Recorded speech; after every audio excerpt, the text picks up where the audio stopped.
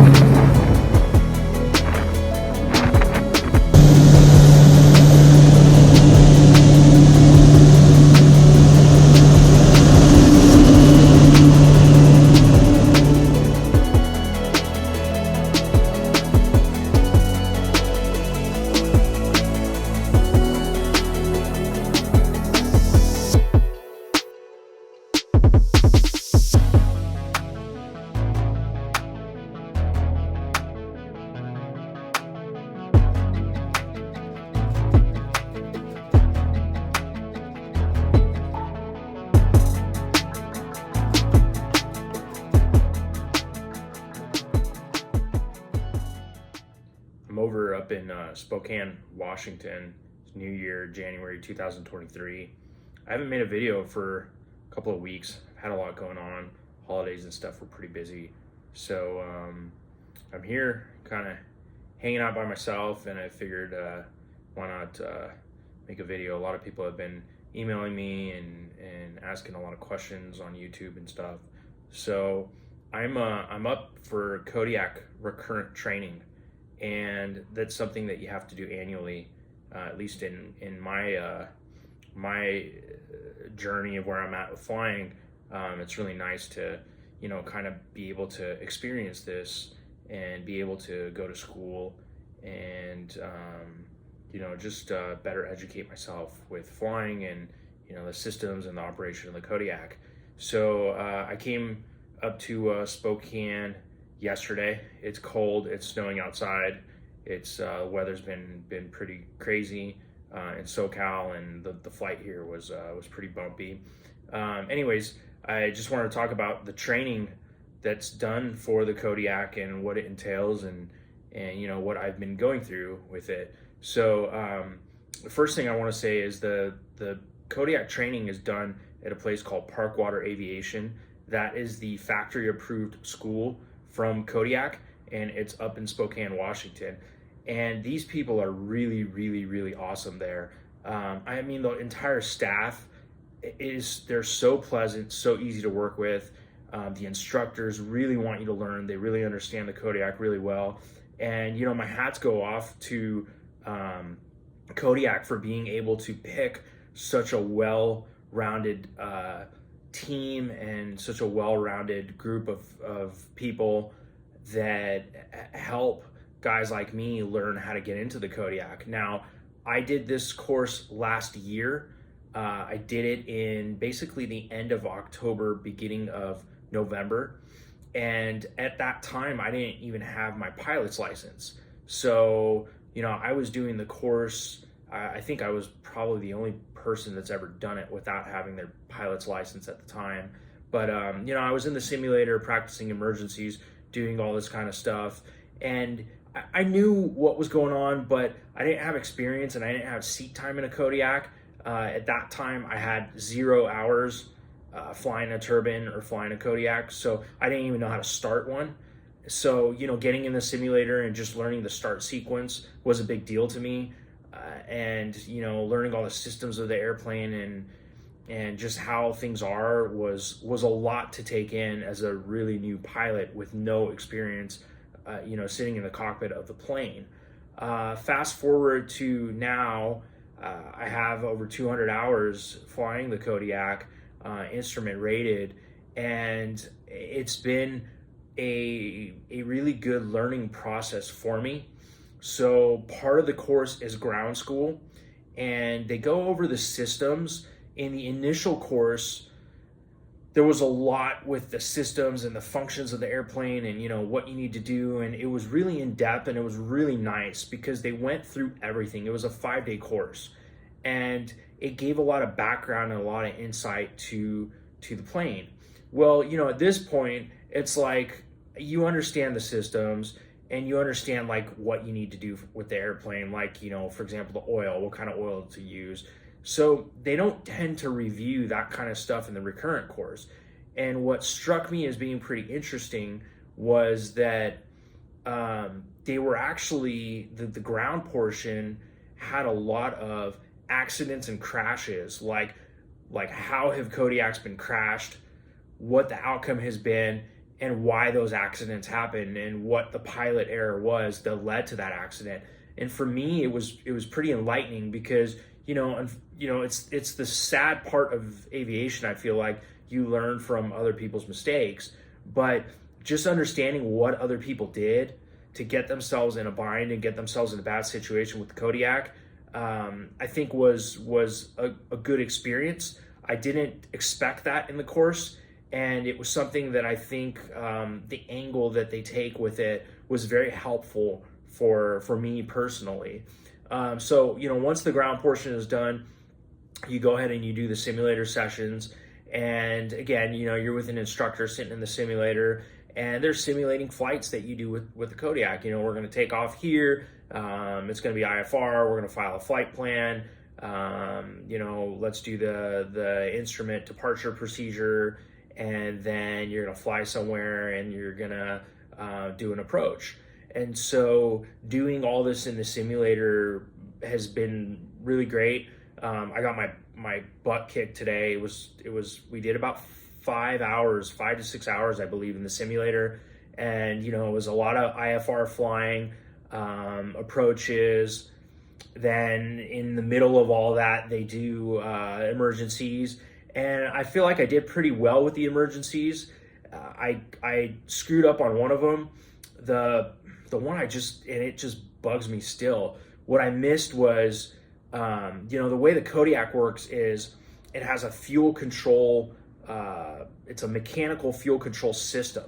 And what that does is it puts fuel into the engine, and there's two ways of operating that system. You have your power lever, and the power lever is pneumatically controlled. So that's what you're using, 99.9% of the time for, power to the engine. And all you're doing is it's adding more fuel into the turbine, and the turbine is generating more power.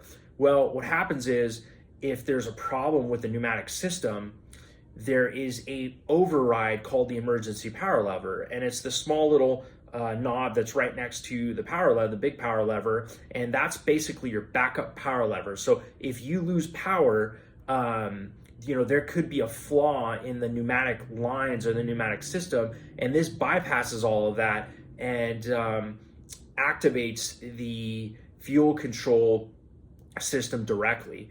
And so, what you're supposed to do is use the emergency power lever. Well, I was in the simulator and I was flying along, it was IMC, and I was trying to load the approaches, and all of a sudden the engine starts kind of cutting out, and it cuts out. And what I should have done at that time was looked at the NG and realized that the NG was still there and I still had ITT, and the engine was actually not shut off. It had just lost power because the power lever had malfunctioned, and what I needed to do was use the emergency power lever, and all would have been great. Well, I kind of panicked, and what I did was I was like, well, the engine's out, it's a flame out, let me restart it. So I went through the whole start sequence again. I pulled the fuel to cut off, got everything situated, and restarted the engine. But when I restarted the engine, it still wasn't working right because I didn't have the power lever. And then it hit me that this isn't a flame out type of situation. It's, I screwed up. And so I lost about, A, I shut the engine off, which I shouldn't have done. And then B, it took me a few seconds to realize to use the emergency power lever. So that was a good learning experience for me.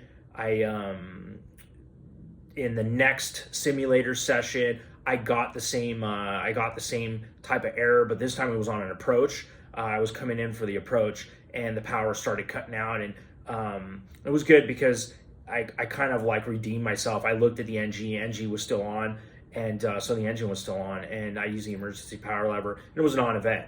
I landed, and everything was fine. But with all that being said, the emergencies and stuff, and just being in the sim that whole time kind of kicks your butt. It was a lot to take in. I have another full day of sim sessions tomorrow. I'm really looking forward to it. I'm just beat tonight. I'm in the hotel room just kind of hanging out. It's like 8:30. I had some dinner, and I'm just gonna hang out and go to sleep. What was really awesome though was I ended the day with flying their Kodiak, and we're up here in the mountains, and we're flying over just beautiful terrain, really nice snow-covered mountains, frozen lakes and frozen rivers. I mean, it's just really, really beautiful. I took some video. I'm gonna throw that up at the end of this video. I'll kind of include it so you guys can see where I've been flying around. That's Park Waters Kodiak. It's one of the first Kodiaks I ever made, and it's their demo plane.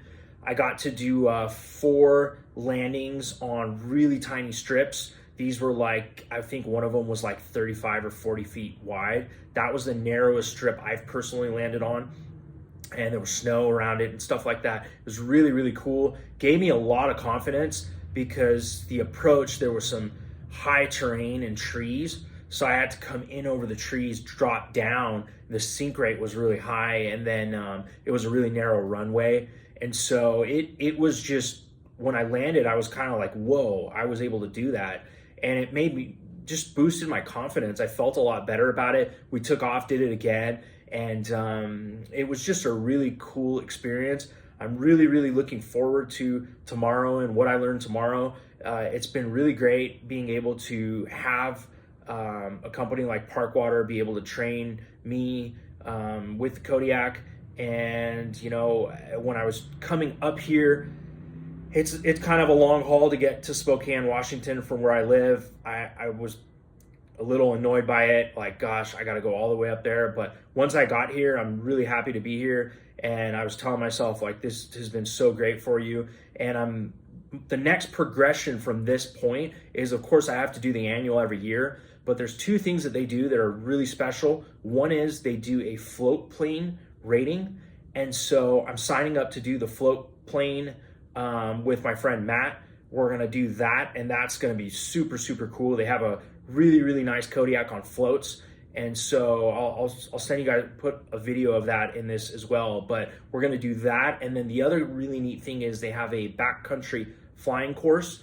And that, again, is just a lot more of what I did today. Little tiny strips, dirt strips, grass strips, and how to do mountain flying. So I'm really, really looking forward to doing that. I'm probably going to do that in the springtime. That's going to be some good training for me as well with the Kodiak, and kind of getting more into what it's designed for: short strips, like not maintain dirt and gravel runways, just stuff like that. I really think that that's going to be a really good next level for me to get into, and I'm looking really forward to it. So I'm going to add some cool clips that I took today at the end of this video, and I hope this was kind of shed some light on what training into the Kodiak entails, and I'll make another video in the next couple weeks. All right, this is what a Kodiak on float looks like. It's huge. Yeah, the cockpit's higher than most business jets. That's too cool. All right, I'm over at Park Water Aviation doing my Kodiak Recurrent course inside the simulator. And this is how it looks. It's kind of a replica of the cockpit, and then you got your screens and everything. So they put you through all the emergency procedures, and it's 2 full days of being in the simulator. And I'm excited to do it. The last time I did this, I didn't even have a pilot's license, and I was in the simulator practicing all the emergencies. I didn't really understand the airplane. And today I have, over 200 hours now in a Kodiak. So I think I'm gonna gain a lot more out of the simulator and all the emergencies this time. So I'm pretty excited. I got a whole day of simulator, and then we're gonna go fly the school's Kodiak as well and go land on some dirt strips, and that should be a great day. So I'll try to take some video and post it for everybody.